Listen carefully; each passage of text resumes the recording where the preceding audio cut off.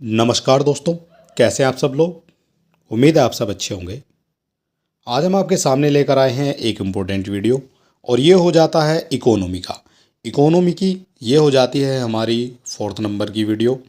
इससे पहले हमने काफ़ी वीडियो इसके बना दिए हैं इकोनॉमी के। अगर आपने नहीं देखे हैं तो आप हमारे चैनल पर विजिट करेंगे, वहाँ पर आपको इकोनॉमी की इससे पहली सारी क्लासें मिल जाएगी।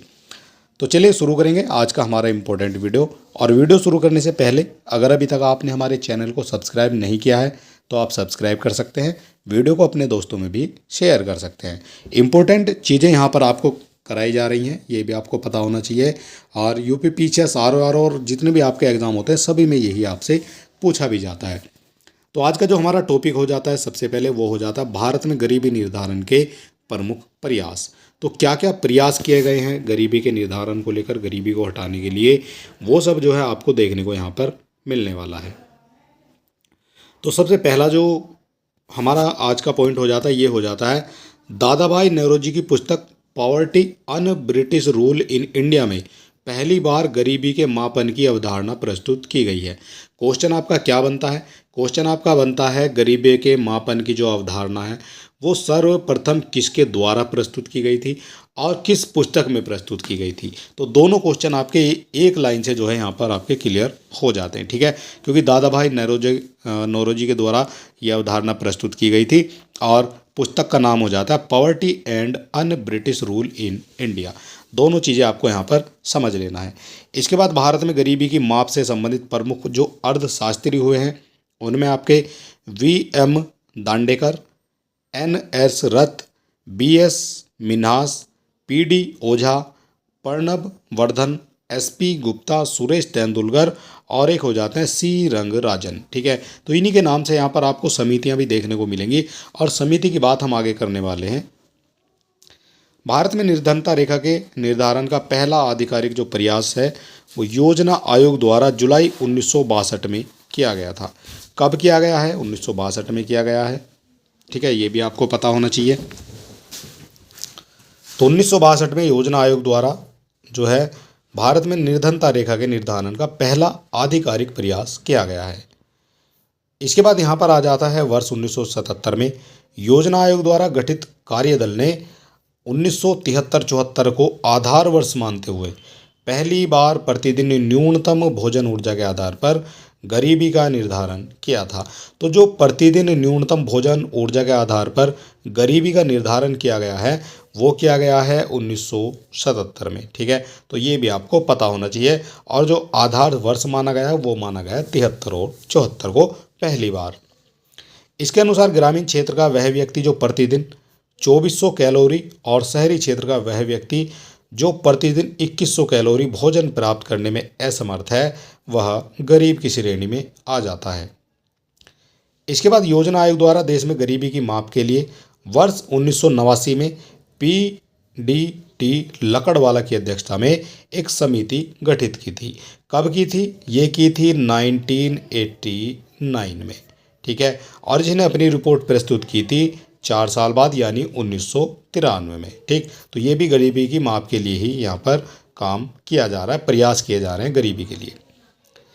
इस समिति ने प्रत्येक राज्य के लिए अलग अलग गरीबी रेखा का सुझाव दिया था और लकड़वाला समिति के सुझाव पर ग्रामीण और शहरी क्षेत्रों के लिए अलग अलग मूल्य सूचकांक भी अपनाए जाने लगे थे।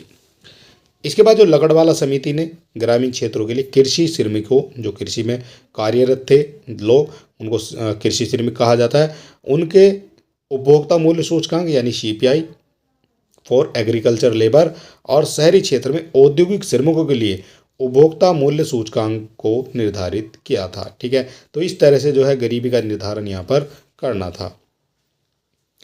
आगे चलकर योजना आयोग ने भारत में गरीबी के आकलन हेतु वर्ष 2005 में सुरेश तेंदुलकर की अध्यक्षता में समिति गठित की थी जिसने अपनी रिपोर्ट नवंबर 2009 में प्रस्तुत की थी। इसके बाद हमारी आ जाती है तेंदुलकर समिति। तेंदुलकर समिति ने खाद्य शिक्षा तथा स्वास्थ्य सेवाओं पर पारिवारिक व्यय को गरीबी मापन का आधार माना था। इसके बाद जो हमारी अगली जो पॉइंट आ जाता है, इस समिति ने गरीबी मापन की विधि यूआरपी यानी यूनिफॉर्म रेफरेंस पीरियड इसके बारे में कहा था और इसके अंतर्गत 30 दिनों की याददाश्त अवधि यानी रिकॉल पीरियड के भीतर के उपभोग व्यय को लिया जाता था। तो ये हो जाती है आपकी जो तेंदुलकर समिति थी। और इनके स्थान पर अब एमआरपी मिक्स रेफरेंस पीरियड को अपनाया गया है। ठीक है, तो अब जो अपनाया गया है वो है आपकी एमआरपी।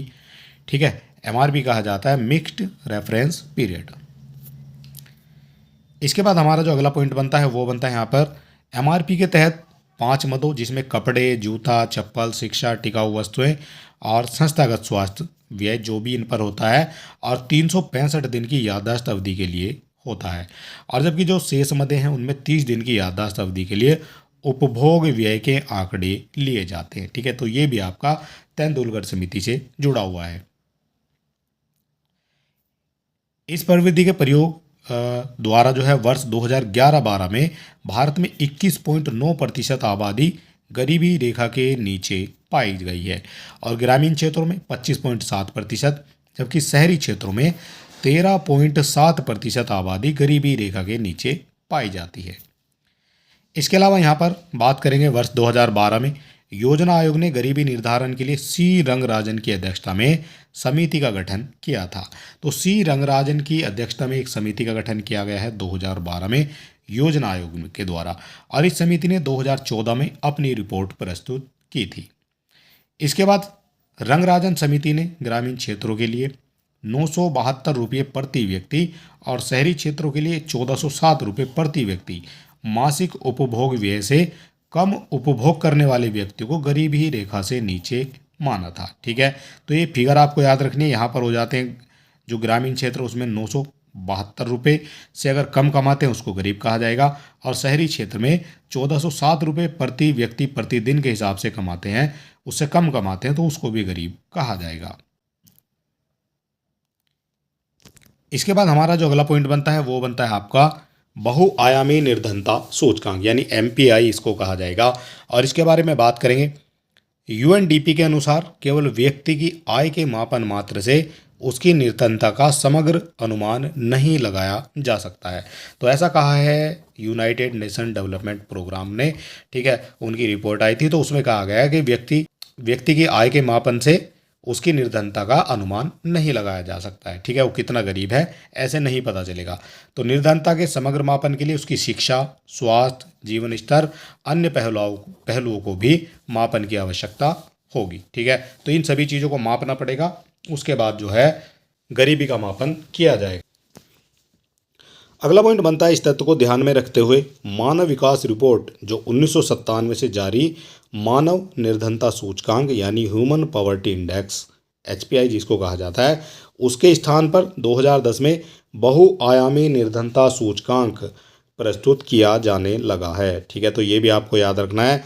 2010 से पहले जो 1997 से और 2010 तक तो ये होता था आपका ह्यूमन पॉवर्टी इंडेक्स यानी एचपीआई। ठीक है, और उसके बाद से यानी 2010 के बाद से अब जो प्रस्तुत किया जाता है वो होता है आपका बहुआयामी निर्धनता सूचकांक। इसको मल्टी डायमेंशनल पॉवर्टी इंडेक्स कहा जाता है।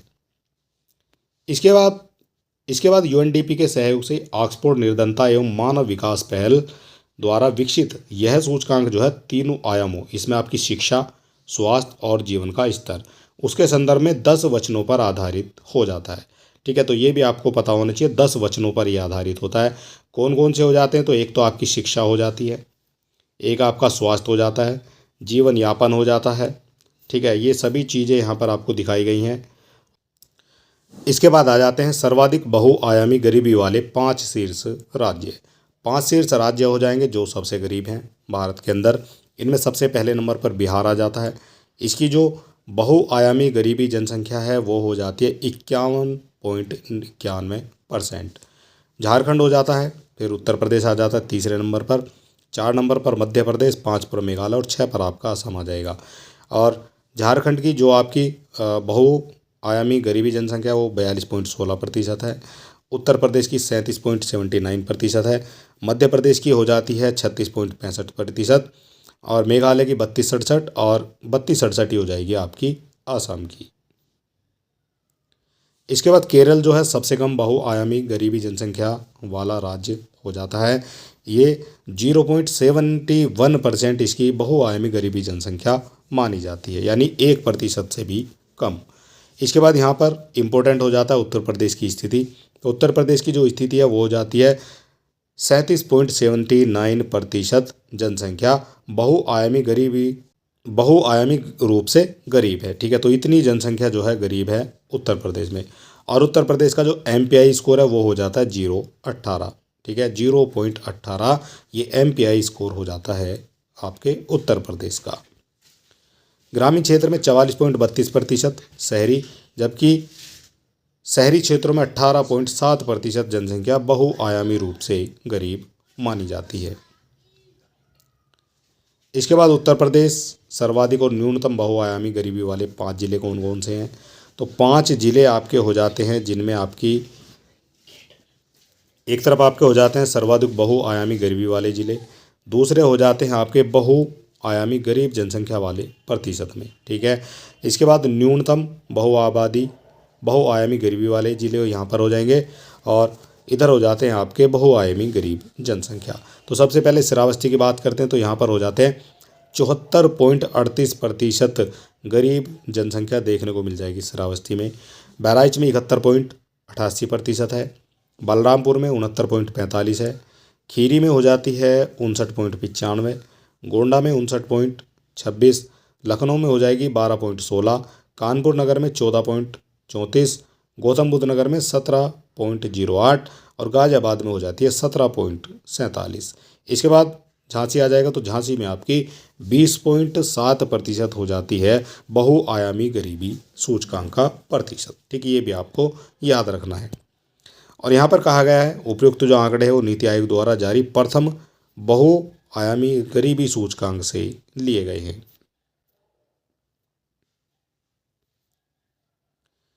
इसके बाद सबसे इम्पोर्टेंट पार्ट आ जाता है यहाँ पर गरीबी निवारण और प्रमुख कल्याणकारी योजनाएं।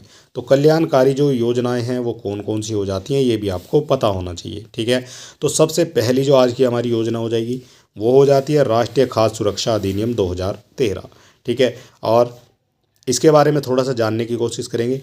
तो सरकार द्वारा राष्ट्रीय खाद्य सुरक्षा अधिनियम 2013 पारित किया गया है, जिसका उद्देश्य देश के प्रत्येक नागरिक को पर्याप्त मात्रा में खाद्यान्न उपलब्ध कराना है, और जिन्हें खाद्य और पोषण सुरक्षा मिले तथा वो गरिमापूर्ण जीवन जी सके। ठीक है, इसीलिए जो है उनको खाद्य ये उपलब्ध कराना है। इस अधिनियम के अंतर्गत 75% ग्रामीण आबादी तथा 50% शहरी आबादी, लगभग 2/3 जो है आबादी को भोजन का कानूनी अधिकार प्रदान किया गया है। ठीक है, और ये कितनी बैठती है? लगभग 67% ये बैठ जाएगी।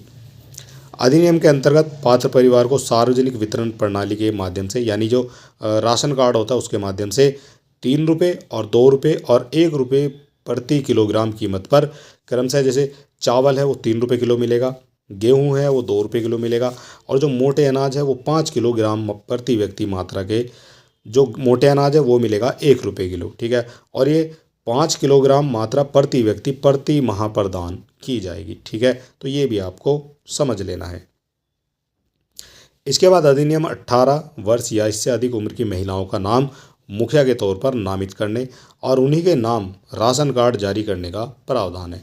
अगर परिवार में जो है महिला है, पहले जो राशन कार्ड बनता था वो बनता था पुरुष के नाम से, लेकिन इस योजना के आने के बाद जो है 2013 में योजना आ जाती है, और इस योजना के आने के बाद कार्ड जो है वो अब महिलाओं के नाम पर बनाया जाता है, यानी महिला को मुख्य माना जाता है, और ये 18 वर्ष से ऊपर की महिला होनी चाहिए।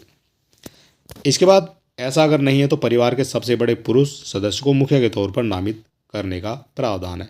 ऐसा होता है किसी परिवार में महिला नहीं है तो उस परिवार में क्या होगा, तो जो सबसे बड़ा पुरुष सदस्य है उसको मुखिया के तौर पर नामित किया जाएगा। राष्ट्रीय खाद्य सुरक्षा अधिनियम में महिलाओं और बच्चों को पौष्टिक सहायता प्रदान करने संबंधी विशेष प्रावधान भी किए गए हैं। अधिनियम के माध्यम से 14 वर्ष तक की आयु के बच्चों को निर्धारित पोषण मानकों के अनुरूप भोजन की उपलब्धता सुनिश्चित कराई जाती है।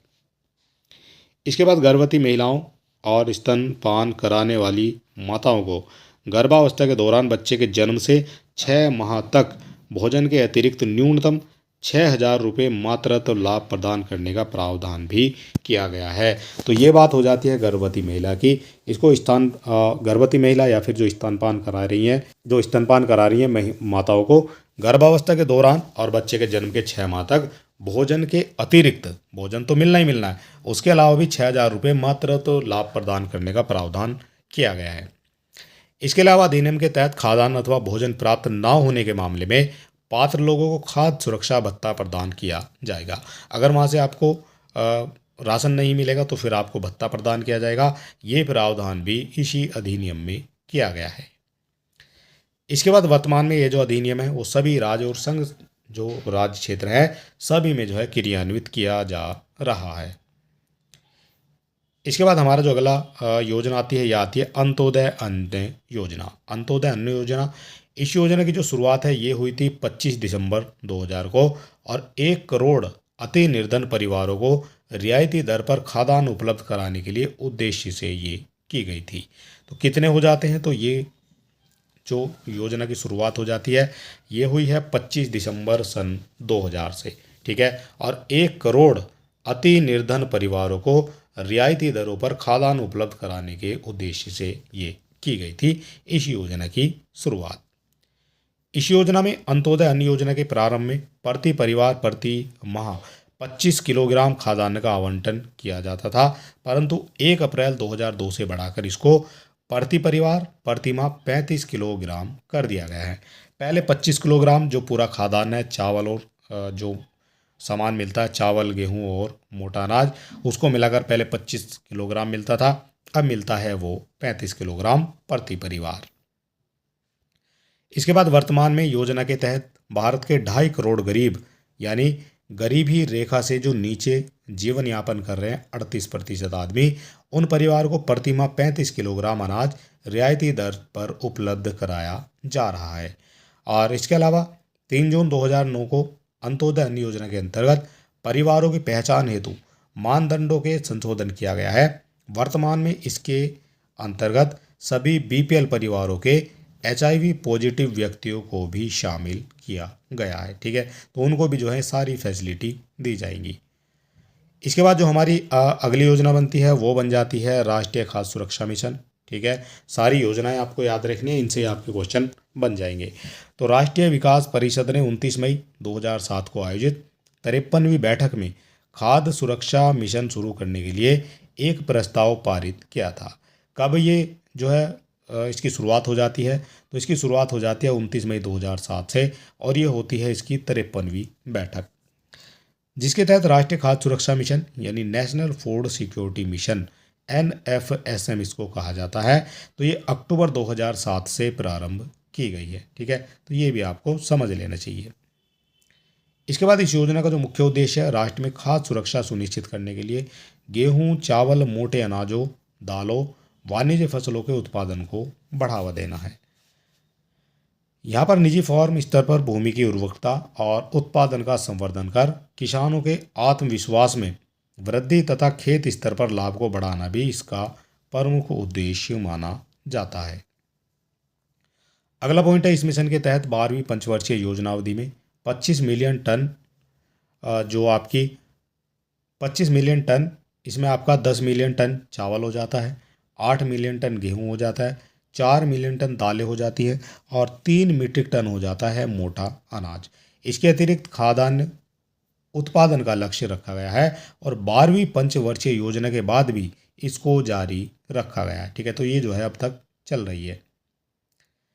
इसके बाद हमारी अगली योजना आती है प्रधानमंत्री किसान संपदा योजना, ठीक है। जैसा कि नाम में आ रहा है किसान संपदा योजना, तो ये किसानों के लिए है और मई 2017 में केंद्र प्रायोजित योजना संपदा, ठीक है। तो इसको संपदा कहा जाएगा। इसकी अगर फुल फॉर्म की बात करते हैं तो ये आ जाती है scheme for agro marine processing and development of agro processing cluster, ये हो जाती है पूरी संपदा, ठीक है। इसको मंजूरी दी गई है और जिसका 26 मई 2017 को पुनः नामकरण भी किया गया है और इसका जो अब नया नाम रख दिया है वो रख दिया है किसान संपदा योजना, ठीक है। तो ये भी आपको इसका नया नाम पता होना चाहिए, किसान संपदा योजना इसका नाम हो गया है। वर्तमान में यह योजना प्रधानमंत्री किसान संपदा योजना यानी PMKSY के रूप में भी जानी जाती है। ठीक है, तो यह प्रधानमंत्री PM और इसके आगे आपको ऐड कर देना है। इसके बाद इस स्कीम का जो कार्यान्वयन है खाद्यान्न प्रसंस्करण उद्योग मंत्रालय द्वारा किया जाता है। ठीक है, ये भी आपको पता होना चाहिए। इस स्कीम का जो कार्यान्वयन है जो खाद्य संस्करण उद्योग मंत्रालय द्वारा किया जा रहा है। ठीक है, तो ये भी आपको पता होना चाहिए।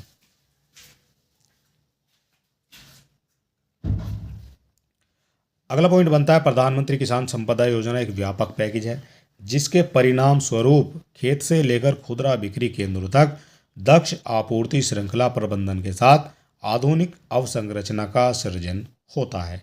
इससे देश में न केवल खाद्य प्रसंस्करण क्षेत्र की वृद्धि को तीव्र गति प्राप्त होती है बल्कि यह किसानों को बेहतर मूल्य दिलाने तथा किसानों की आय को दोगुना करने और विशेष रूप से ग्रामीण क्षेत्रों में रोजगार के भारी अवसरों का सृजन करने, कृषि उपज की बर्बादी में कमी लाने, ठीक है, इसके अलावा प्रसंस्करण तथा प्रसंस्कृत खाद्य पदार्थों के निर्यात के स्तर को बढ़ाने की दिशा में एक कदम भी माना जा रहा है। ठीक है, तो ये योजना का नाम आपको याद रखना है।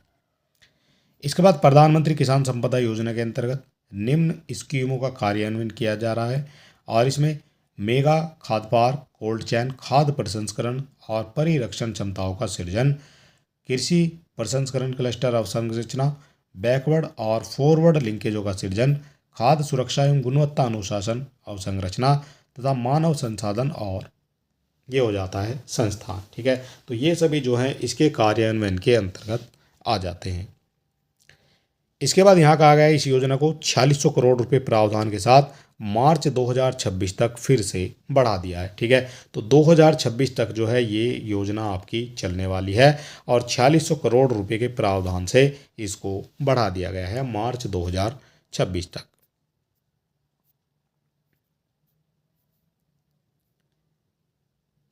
इसके बाद हमारा अगला पॉइंट बनता है यहाँ पर गरीबी तथा बेरोजगारी उन्मूलन से संबंधित योजनाएं। कौन कौन सी योजनाएं हैं इंपॉर्टेंट ये आपका माना जाएगा।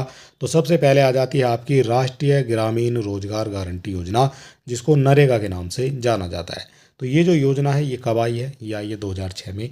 इसी तरह के क्वेश्चन आपको सुमेलित करने के लिए दिए जा सकते हैं, ये भी आपको पता होना चाहिए।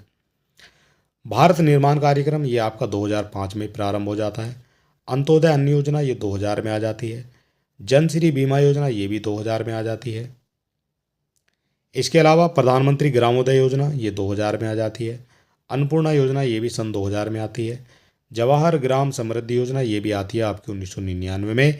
ग्रामीण स्वर्ण जयंती ग्राम स्वरोजगार योजना ये भी आपकी 1999 में आ जाएगी। स्वर्ण जयंती शहरी रोजगार योजना 1997 में आ जाएगी। रोजगार आश्वासन योजना ये 1993 में आती है। प्रधानमंत्री रोजगार योजना ये आती है 1993 में। इंदिरा गांधी आवास योजना 1985 में आई थी। सारी स्कीम जो है आपको पता होना चाहिए। जवाहर रोजगार योजना ये आ जाती है 1989 में।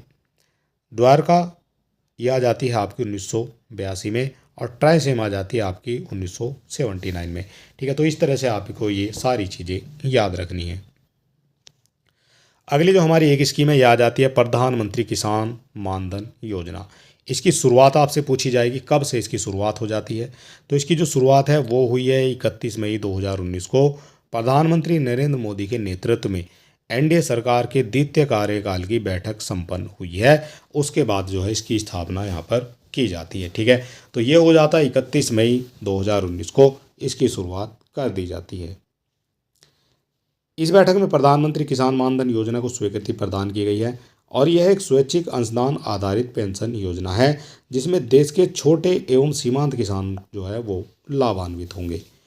इस योजना के अंतर्गत प्रदान की जाने वाली वित्तीय सहायता ये पीएम किसान योजना के अंतर्गत जो है सहायता के अतिरिक्त होगी। ठीक है, ये जो आपकी पीएम किसान योजना है उसके अतिरिक्त ये हो जाएगी। अगला पॉइंट बनता है हमारा किसानों के लिए योजना में शामिल होने की आयु 18 से 40 वर्ष निर्धारित की गई है और 60 वर्ष की आयु प्राप्त करने पर 3000 रुपये न्यूनतम निर्धारित पेंशन दिए जाने का प्रावधान भी किया गया है। ठीक है, तो 60 वर्ष की आयु प्राप्त करने पर जो है आपको 3000 रुपये प्रति माह मिल जाएंगे।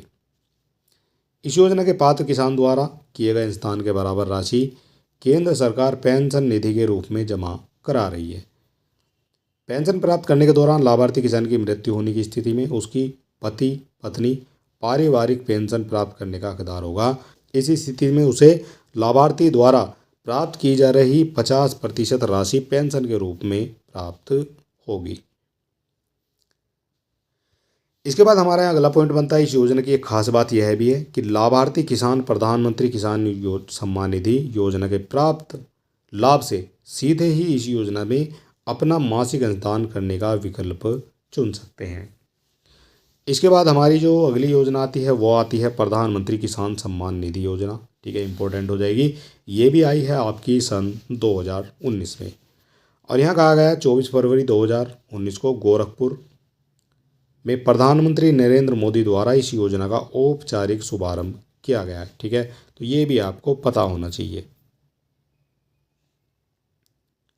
अगला क्वेश्चन बनता है, इस योजना का जो उद्देश्य हो देश के छोटे और सीमांत किसानों को प्रत्यक्ष आय संबंधी सहायता प्राप्त करने के लिए किसानों की आकस्मिक आवश्यकताओं की पूर्ति सुनिश्चित करने हेतु पूरक आय उपलब्ध कराना है। तो ये हो जाता है इस योजना का उद्देश्य। इस योजना में लघु एवं सीमांत किसान परिवार को शामिल किया गया है, और परिवार की परिभाषा में पति पत्नी तथा 18 वर्ष की आयु से अवयस्क बच्चे शामिल होंगे। ठीक है, तो इस परिवार में इस योजना के अंतर्गत पति पत्नी और 18 वर्ष से कम आयु के बच्चे शामिल होंगे। इस योजना की शुरुआत में ऐसे कृषक परिवारों को शामिल किया गया था जिनके पास अधिकतम 2 हेक्टेयर कृषि योग्य भूमि थी, परंतु 31 मई 2019 को नवगठित सरकार की पहली मंत्रिमंडल बैठक 2 हेक्टेयर कृषि योग्य भूमि की सीमा को समाप्त कर दिया गया है। ठीक है, तो ये सीमा थी वहाँ पर, उसको जो है समाप्त कर दिया गया है। और अब इसमें क्या है, तो अब इसमें सभी किसानों को शामिल किया गया है।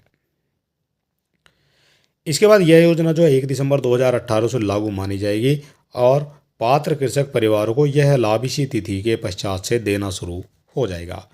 1 फरवरी 2019 के पश्चात किसी काश्तकार की मृत्यु के उपरांत उसको उत्तराधिकारी यदि लघु सीमांत श्रेणी के हैं तो वे योजना का लाभ प्राप्त करने के लिए पात्र होंगे। ठीक है, तो ये भी आपको पता होना चाहिए।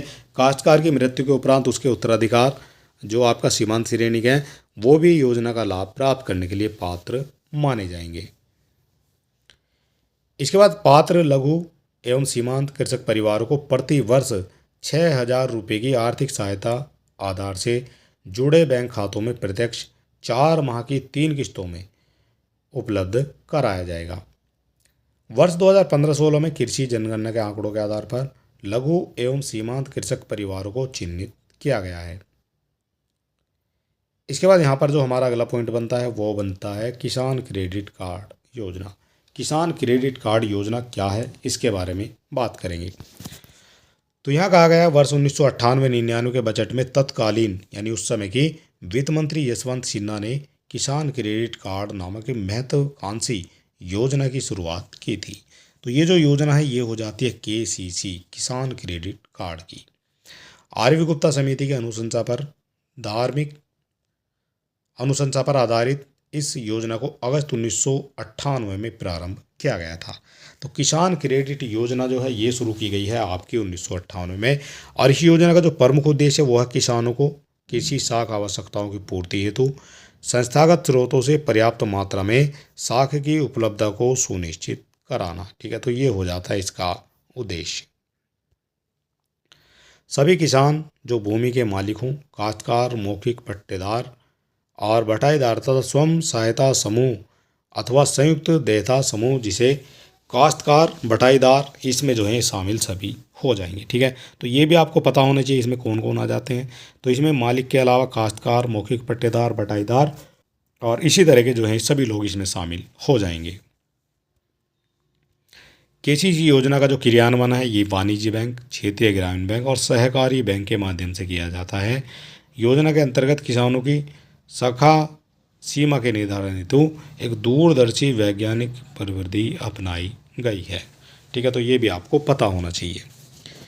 किसान की भूधारक क्षमता उनके द्वारा प्रस्तावित फसलों की अधिकतम लागत किसानों की उपभोग आवश्यकताओं के आधार पर साख सीमा का निर्धारण भी किया जाता है।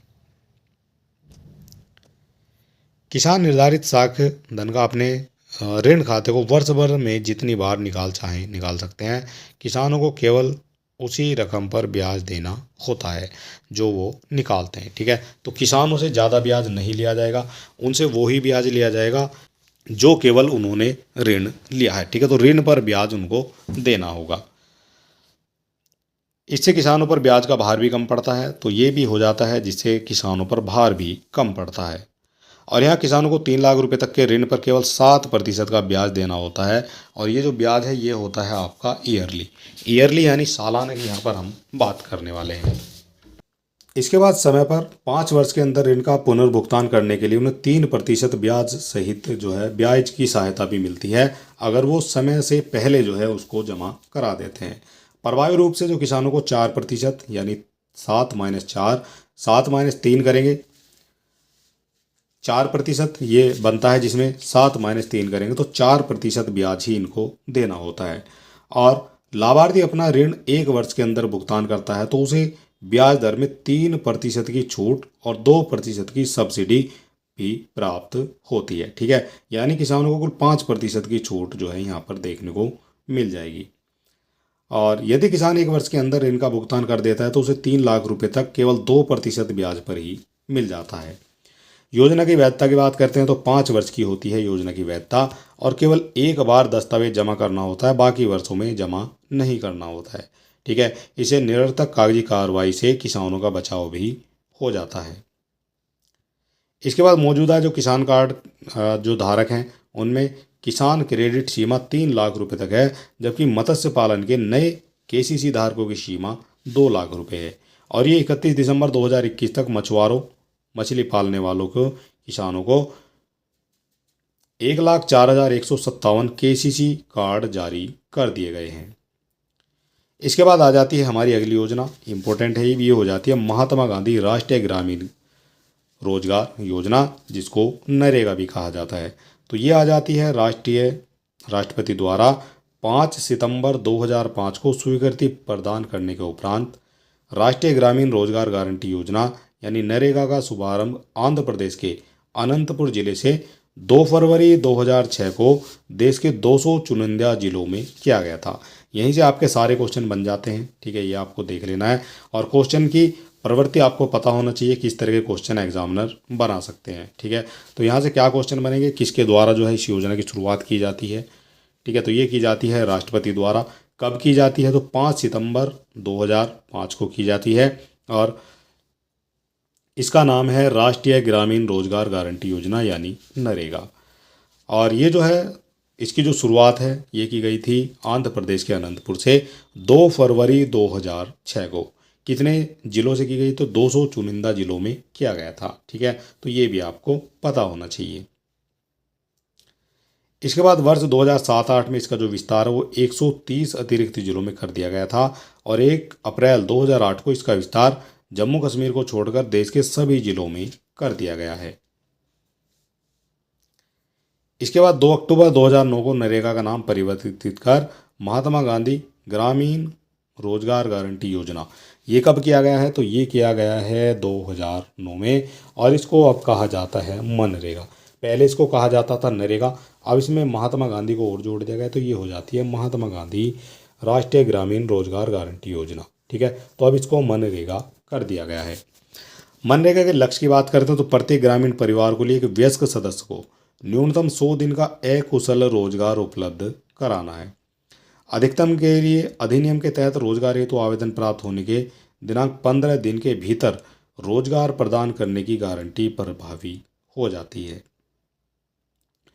इसके अलावा मांग किए जाने की तारीख जो है 15 दिन के भीतर रोजगार प्रदान न किए जाने की स्थिति में राज्य को उस लाभार्थी को बेरोजगारी भत्ते का भुगतान भी करना पड़ेगा। ठीक है, अगर आप कार्य नहीं दे सकते हैं तो आपको बेरोजगारी भत्ता देना होगा। और गांव के 5 किमी की परिधि में ही जो है प्रदान किया जाएगा। काम जो है, जो इनका काम है वो गांव के 5 किलोमीटर की परिधि में प्रदान किया जाएगा। और 5 किलोमीटर से अधिक दूरी पर रोजगार प्रदान किए जाने की व्यवस्था में अतिरिक्त परिवहन जीवन यापन व्यय को पूरा करने के लिए 10% अधिक वेतन का भुगतान भी किया जाएगा। इसके बाद हमारी जो अगला पॉइंट बनता है, इस योजना के अंतर्गत कम से कम 1/3 महिलाओं को लाभार्थियों को रखा जाता है और भारत सरकार इसकी मजदूरी दर जो है राज्यवार अधिसूचित करती है। तो ये करती है राज्यवार अधिसूचित, और ये जो है उपभोक्ता मूल्य सूचकांक द्वारा निर्धारित मुद्रास्फीति के अनुसार भी तय की जाती है। इसके अलावा भारत सरकार अकुशल शारीरिक जो श्रम है उसका 100% लागत, सामग्री का 75% लागत, कुशल और अर्धकुशल कामगारों के वेतन का 75% और कुल प्रशासनिक व्यय का 6% लागत वहन करती है, और बाकी जो है वो सभी जो है राज्य सरकारें वहन करती हैं। इसके बाद हमारा जो अगला पॉइंट बनता है अधिनियम के इस अधिनियम को जो है यह आदेश दे दिया गया है कि किसी पंचायत से किए गए कार्य को कुल लागत में मजदूरी व्यय से सामग्री व्यय का जो अनुपात है वो आपका 60-40 का होना चाहिए। ठीक है, ये भी आपको से पूछा जाएगा। सभी कार्यस्थलों पर शिशु गृह, पेयजल और शेड जैसी सुविधाओं को व्यवस्था कराई जाएगी। अगली जो हमारी योजना आती है, यह आती है दीनदयाल अंत्योदय योजना।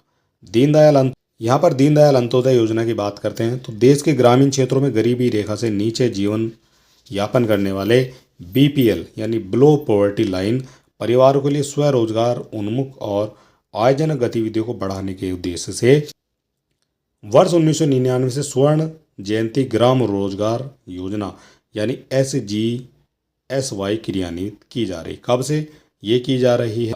1999 से। स्वर्ण जयंती ग्रामीण रोजगार योजना की कमियों को दूर करने हेतु पुनर्गठन राष्ट्रीय ग्रामीण आजीविका मिशन के रूप में कर सकती है, और औपचारिक जो शुरुआत है वो है 3 जून 2011 में।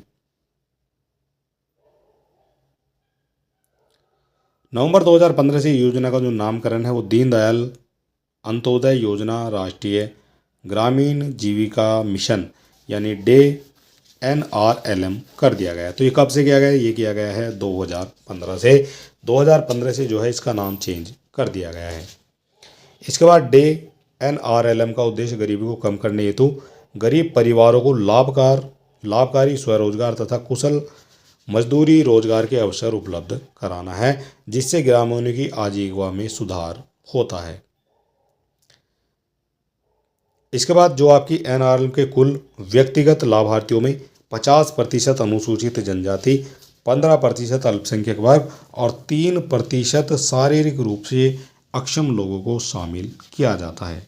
इसके बाद जो NRLM एक केंद्र प्रायोजित योजना है और इस कार्यक्रम का जो वित्तीय व्यय है वो केंद्र और राज्य द्वारा 75-25 के अनुपात में किया जाता है। ठीक है, तो ये भी आपको पता होना चाहिए। और अगर सिक्किम और उत्तर पूर्वी राज्यों की बात करें तो वहाँ पर जो है 90 और 10 का रेशियो यहाँ पर देखने को मिल जाएगा। इसके अलावा 8 जुलाई 2021 तक अद्यतन स्थिति के अनुसार यह मिशन 34 राज्यों यानी केंद्र शासित प्रदेशों के 705 जिलों में संचालित होता है। और यहाँ कहा गया है दीनदयाल अंत्योदय योजना जो शहरी हो जाती है, तो यहाँ पर बात करेंगे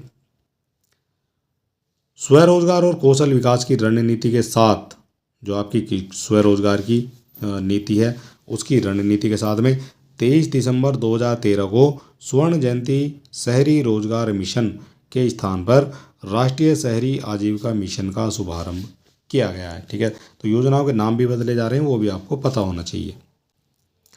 वर्तमान में राष्ट्रीय शहरी आजीविका मिशन का सभी शहरी गरीबों में विस्तारित करते हुए इसका नाम परिवर्तित कर दीनदयाल अंत्योदय राष्ट्रीय शहरी आजीविका मिशन कर दिया गया था। ठीक है, तो ये भी आपको पता होना चाहिए। इसके बाद आपकी आ जाती है NULM का जो उद्देश्य है वो शहरों में लाभ उन्मुख स्वरोजगार और कौशल आधारित रोजगार के अवसरों को बढ़ावा देकर शहरी गरीब परिवारों को गरीबी और उनकी सुभेद्यता को दूर करना है, जिससे वो संपन्न और सम्मानपूर्वक जीवन व्यतीत कर सकें। ठीक है, तो ये हो जाता है इनका उद्देश्य। और यहाँ कहा गया है 12वीं पंचवर्षीय योजना में NULM सभी जिला मुख्यालयों शहरों में और 2011 की जनगणना के आधार पर 1 लाख या अधिक की आबादी के अन्य सभी शहरों में लागू किया गया था। ठीक है, और अब जो इसका विस्तार है वो सभी शहरों तक कर दिया गया है। ठीक है, सभी शहरों में जो है इसको लागू कर दिया गया है। इसके बाद यहाँ पर हमारा जो अगला पॉइंट बनता है,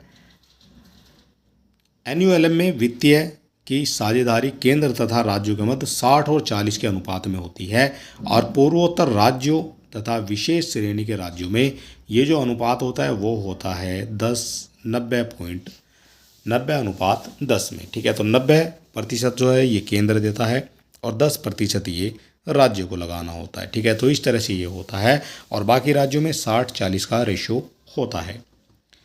इसके बाद हमारा जो अगला पॉइंट बनता है वो आ जाती है यहाँ पे योजना, स्कीम, या आ जाती है स्टार्टअप योजना। तो देश के युवाओं को स्वरोजगार हेतु प्रोत्साहन और नव उद्यमों की स्थापना के माध्यम से रोजगार के अवसर प्रदान कराने हेतु प्रधानमंत्री ने 15 अगस्त 2015 को एक महत्वाकांक्षी योजना जिसको स्टार्टअप इंडिया की घोषणा की थी। ठीक है, तो स्टार्टअप इंडिया की घोषणा की जाती है। इसका शुभारंभ आपसे पूछा जाता है, सुमेलित करने के लिए आपसे क्वेश्चन आता है, तो 16 जनवरी 2016 को प्रधानमंत्री नरेंद्र मोदी के द्वारा इसका उद्घाटन किया जाता है।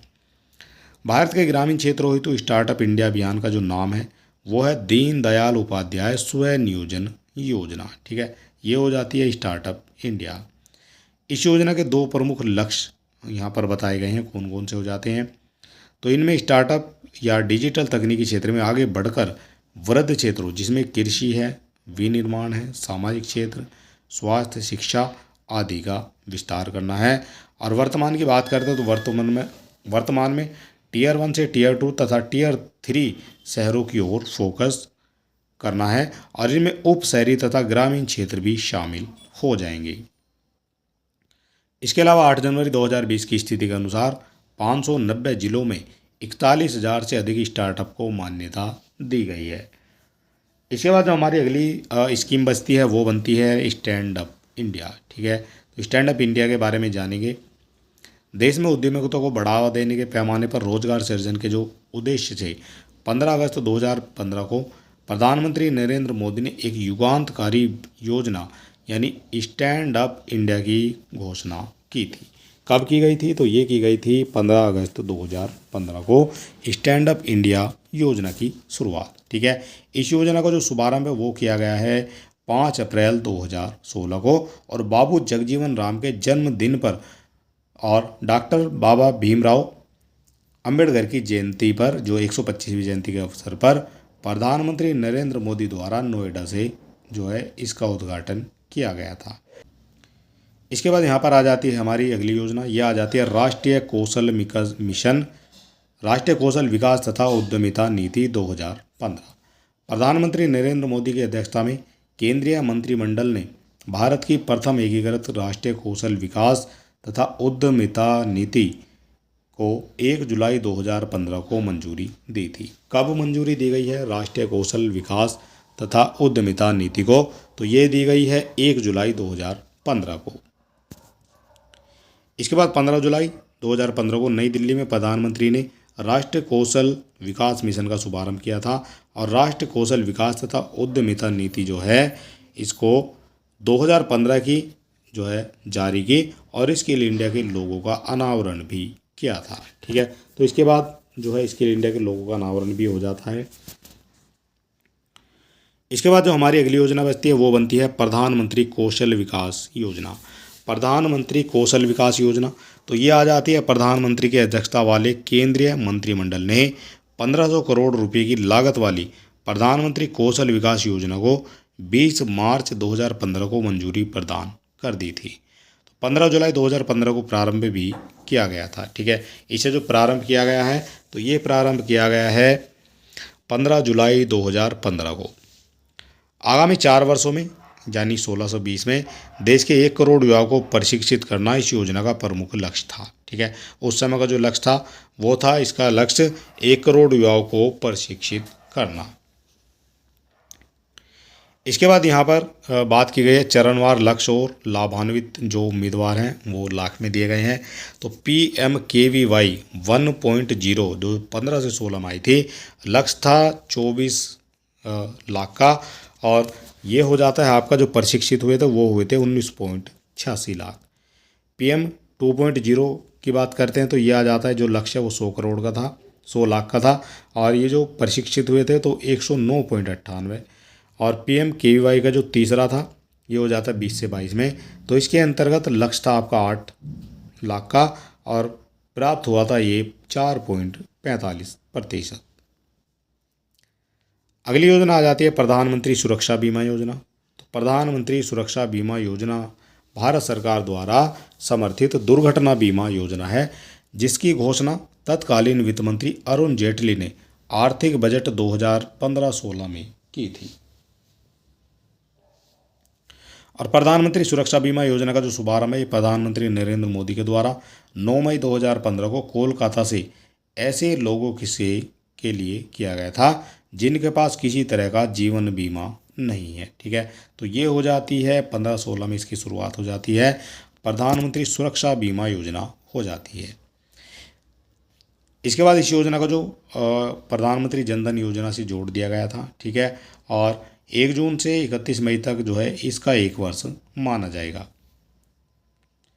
18 से 70 वर्ष की आयु वाले समस्त बचत बैंक खाताधारी इस योजना में शामिल होने के पात्र भी माने जाएंगे। लाभार्थी को 12 रुपये में जो है 1 वर्ष का बतौर प्रीमियम देना होगा, और जिसको जो है आपका बीमा इसके अंतर्गत हो जाएगा। और इसमें क्या होगा, तो दुर्घटना में मृत्यु अथवा पूर्ण अपंगता पर 2 लाख रुपए, आंशिक अपंगता की स्थिति में लाभार्थी को 1 लाख रुपए दिए जाएंगे। ठीक है, तो ये था इसका उद्देश्य। इसके बाद आ जाती है अगली योजना प्रधानमंत्री जीवन ज्योति बीमा योजना। तो प्रधानमंत्री जीवन ज्योति बीमा योजना के मूल रूप में एक जीवन बीमा पॉलिसी है, जिसका सालाना आधार पर लंबी अवधि के लिए नवीनीकरण किया जा सकता है। इस बीमा योजना के अंतर्गत पॉलिसीधारक की मृत्यु के होने पर उसे बीमा कवरेज उपलब्ध कराया जाता है। प्रधानमंत्री नरेंद्र मोदी के द्वारा 9 मई 2015 को इस योजना का शुभारंभ भी किया गया था।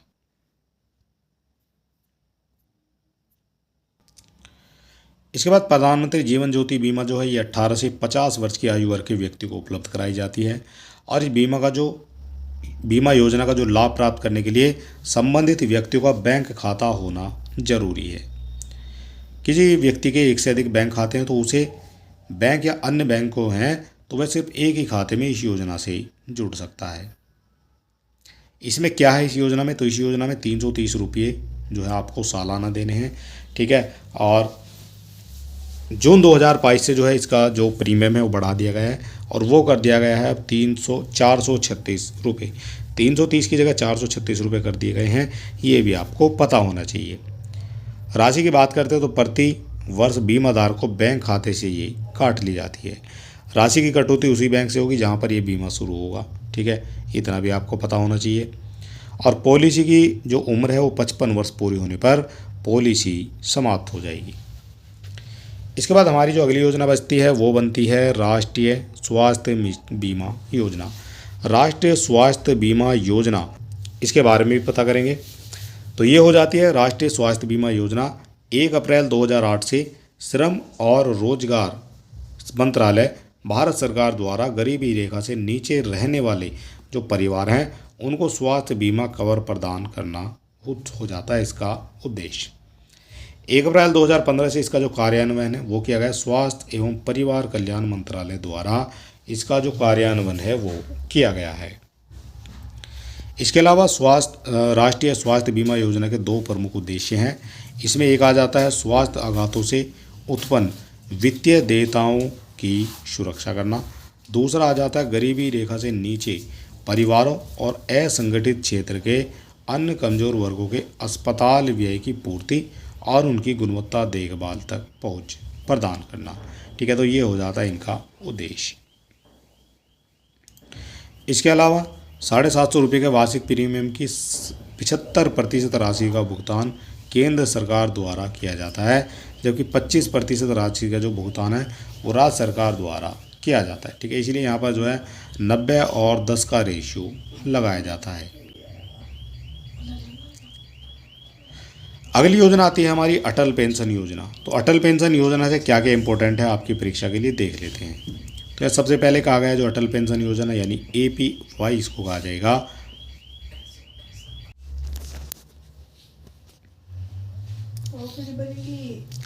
अटल पेंशन योजना असंगठित क्षेत्र के कामगारों के लिए एक अति महत्वाकांक्षी सामाजिक सुरक्षा योजना है जिसकी घोषणा वित्त मंत्री अरुण जेटली ने 15-16 के आम बजट में की थी और प्रधानमंत्री ने 9 मई 2015 को इस योजना की औपचारिक घोषणा कोलकाता में पूरी कर दी थी।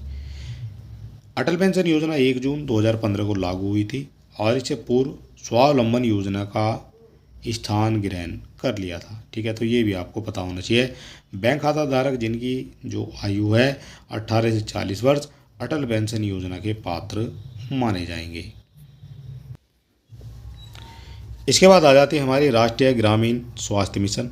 ठीक है, यह आ जाती है राष्ट्रीय ग्रामीण स्वास्थ्य मिशन यानी national rural health mission, NRHM इसको कहा जाता है।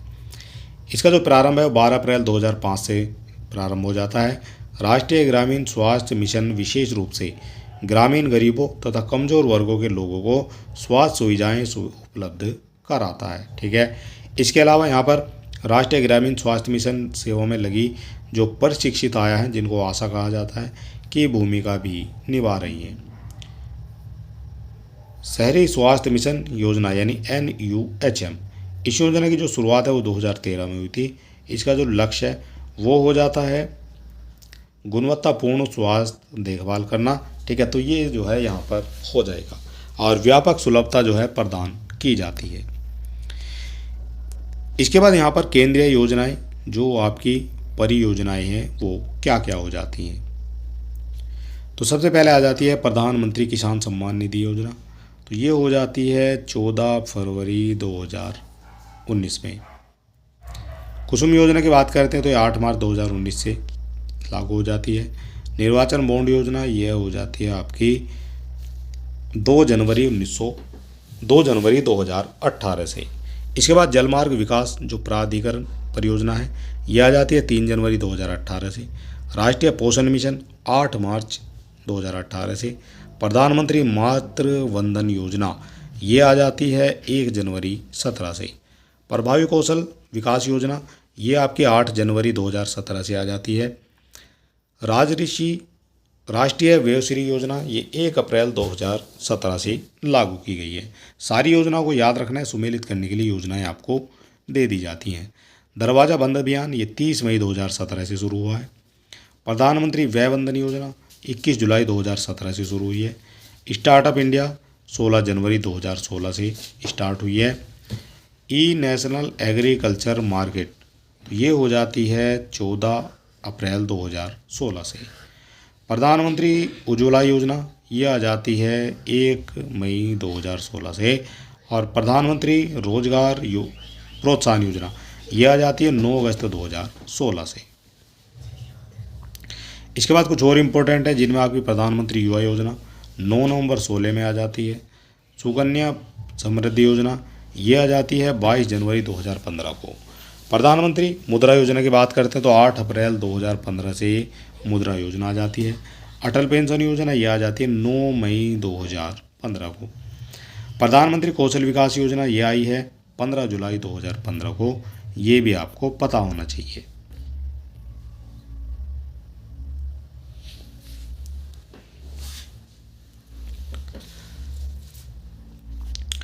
इसके बाद जो हमारी अगली योजना आती है वो आती है स्वच्छ भारत मिशन। तो इसकी जो शुरुआत है वो 2 अक्टूबर 2014 से हुई है और स्वच्छ भारत मिशन का जो लक्ष्य है वो सभी ग्रामीण परिवारों को शौचालय की सुविधा उपलब्ध कराना है। ठीक है, और भारत को खुले में शौच से मुक्त करना था। ये हो जाता है 2 अक्टूबर 2019 से। प्रधानमंत्री नरेंद्र मोदी ने फरवरी 2020 में स्वच्छ भारत मिशन के दूसरे चरण को जो है मंजूरी दे दी थी। इसके बाद मिशन इंद्रधनुष की बात करते हैं। मिशन इंद्रधनुष तो मिशन जो इंद्रधनुष है ये हो जाता है 25 दिसंबर 2014 को। केंद्रीय स्वास्थ्य और परिवार कल्याण मंत्रालय ने बच्चों गर्भवती महिलाओं के टीकाकरण हेतु मिशन इंद्रधनुष का शुभारंभ किया था। मिशन इंद्रधनुष देश भर में उस टीकाकरण सुनिश्चित करने के लिए राष्ट्रीय टीकाकरण कार्यक्रम चल रहा है।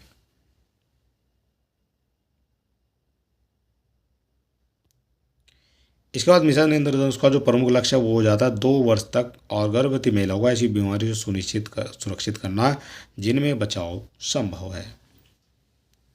और मिशन इंद्रधनुष के तहत जो है लगने वाले टीकों में 7 टीके यहाँ पर होते हैं। जिस तरह से इंद्रधनुष में 7 कलर होते हैं उसी तरह से यहाँ पर टीके भी 7 होते हैं। तो सबसे पहले टीका होता है ये आपका डिप्थीरिया का, दूसरा हो जाएगा काली खांसी, तीसरा टिटनस, क्षय रोग, पॉलिसी, पोलियो, हेपेटाइटिस बी और खसरा। ये 7 तरह की जो हैं बीमारियों को इसमें कवर किया गया है। इसके बाद मिशन के पहले चरण का जो कार्यान्वयन 7 अप्रैल 2015 से प्रारंभ हो गया है और अगस्त 2017 तक इस मिशन के 4 चरणों का आयोजन किया जा चुका है। ठीक है, ये भी आपको पता होना चाहिए। सर्वोच्च प्राथमिकता वाले 6 राज्य, इसमें राजस्थान, मध्य प्रदेश, उत्तर प्रदेश, बिहार, पश्चिम बंगाल और झारखंड आते हैं। इसके बाद हमारी जो अगली योजना है वो आ जाती है राष्ट्रीय बाल स्वास्थ्य कार्यक्रम। राष्ट्रीय बाल स्वास्थ्य कार्यक्रम तो ये हो जाता है आपका बच्चों की स्वास्थ्य संबंधी समस्याओं के निराकरण के लिए 6 फरवरी 2013 को महाराष्ट्र के थाने जिले के जनजातीय ब्लॉक पालघर में राष्ट्रीय बाल स्वास्थ्य कार्यक्रम की शुरुआत की थी। आपसे पूछा जाएगा शुरुआत कहाँ से की गई है। ठीक है, तो ये आपको बता देना है। राष्ट्रीय बाल स्वास्थ्य कार्यक्रम भारत के स्वास्थ्य और परिवार कल्याण मंत्रालय के राष्ट्रीय ग्रामीण स्वास्थ्य मिशन के तहत पहल के रूप में कार्य करता है। इसके तहत जो है कार्यक्रम 4 प्रकार की कमियों को लक्षित करता है और इसमें आपकी एक जन्मजात हो जाती है, एक हो जाती है अल्पता। ठीक है, तो ये भी आपको याद रखना है। इसके बाद आ जाता है हमारा रोग यानी डिसीज़ और ये आ जाता है विकास में विलंब तथा विकलांगता, यानी इसको डेवलपमेंट डिलीजेज एंड डाइएबिलिटीज़ कहा जाएगा। तो डाई यानी डिसेबिलिटी कहा जाएगा। इसके तहत 6 वर्ष की आयु वर्ग के सभी बच्चों को, जिनमें ग्रामीण भी हो सकते हैं, शहरी भी हो सकते हैं, और 1 से 12वीं कक्षा में नामांकित सभी छात्र छात्राएं लाभान्वित होंगी। इसके बाद हमारी जो अगली योजना है वो आ जाती है प्रधानमंत्री भारतीय जन औषधि योजना। ठीक है, इसके बारे में बात करेंगे थोड़ी सी। तो ये हो जाता है प्रधानमंत्री नरेंद्र मोदी द्वारा जन औषधि योजना की जो शुरुआत है ये हुई थी 21 जुलाई 2015 को और इस योजना के अंतर्गत सरकार द्वारा उच्च गुणवत्ता वाली जेनरिक दवाइयाँ बाजार मूल्य से कम दाम पर प्रदान की जाती हैं। इसके अलावा यह फार्मास्यूटिकल विभाग द्वारा शुरू की गई है। ठीक है, ये भी आपको पता होना चाहिए। और योजना के तहत सरकार आम नागरिकों को बाजार मूल्य से 60-70% कम कीमत पर दवाइयाँ उपलब्ध कराना इसका उद्देश्य माना जाता है। ठीक है, और ये जो पूरे देश में जो है 8,735 ये जन औषधि केंद्र स्थापित किए जा चुके हैं और ये मई 2022 तक है। सरकार ने मार्च 2024 तक जन औषधि केंद्रों की जो संख्या है 10,000 करने का लक्ष्य निर्धारित कर रखा है। इसके बाद हमारी जो अगली योजना है इम्पोर्टेंट है वो आ जाती है बेटी बचाओ बेटी पढ़ाओ योजना। 22 जनवरी 2015 को प्रधानमंत्री नरेंद्र मोदी के द्वारा हरियाणा के पानीपत जिले में इस योजना की शुरुआत की गई है। इसके अलावा इसका जो उद्देश्य है वो लिंग आधारित भेदभाव तथा लिंग चयन का उन्मूलन करना, बालिकाओं की उत्तरजीवित सुरक्षा सुनिश्चित करना और बालिकाओं की शिक्षा भागीदारी को सुनिश्चित करना इसका उद्देश्य हो जाता है। ठीक है, तो ये भी आपको पता होना चाहिए। इसके अलावा जो हमारी अगली योजना आ जाती है मलेरिया उन्मूलन हेतु राष्ट्रीय रूपरेखा। तो ये जो है 11 फरवरी 2016 को केंद्रीय स्वास्थ्य और परिवार कल्याण मंत्री JP नड्डा ने राष्ट्रीय मलेरिया उन्मूलन रेखा जो आपकी 16 से 30 तक है उसको जारी किया था। तो ये हो जाते हैं national framework for malaria elimination. Malaria उन्मूलन हेतु राष्ट्रीय रूपरेखा में वर्ष 2030 तक मलेरिया के उन्मूलन के लिए भारत की रणनीति को रेखांकित किया गया है। इसके लिए मलेरिया उन्मूलन हेतु राष्ट्रीय रूपरेखा योजना के जो है उद्देश्य वो निम्नलिखित हो जाते हैं। क्या इसके उद्देश्य हो जाते हैं? तो निम्न कैटेगरी जो छोटी जो है कैटेगरी है उसमें मध्यम कैटेगरी श्रेणी के सभी राज्य और केंद्र शासित प्रदेशों से 2022 तक मलेरिया का उन्मूलन करना है। सभी राज्यों में और प्रदेशों में जिलों में 1000 जनसंख्या पर एक मामले से भी कम स्तर पर इसको लाना है। ये भी इसका उद्देश्य हो जाता है। 31 राज्यों केंद्र शासित प्रदेशों 2024 तक मलेरिया का उन्मूलन करना है और वर्ष 2027 तक सभी राज्य केंद्र शासित प्रदेशों में मलेरिया के देशज संचरण को रोकना है। और ये हो जाता हमारा 2023 तक देश के मलेरिया मुक्त दर्जे को बरकरार भी रखना है। और इसके बाद जो है हमारा जो कल का जो टॉपिक है ये आएगा हमारा भारतीय कृषि का। और आज का जो वीडियो है ये हम यहीं समाप्त करते हैं। कल हम आपको कराएंगे भारतीय कृषि। ठीक है, अगर अभी तक आपने हमारे चैनल को सब्सक्राइब नहीं किया है तो आप सब्सक्राइब कर सकते हैं, वीडियो को अपने दोस्तों में भी शेयर कर सकते हैं। और चलिए दोस्तों, मिलते हैं नेक्स्ट वीडियो में, तब तक के लिए नमस्कार, जय हिंद।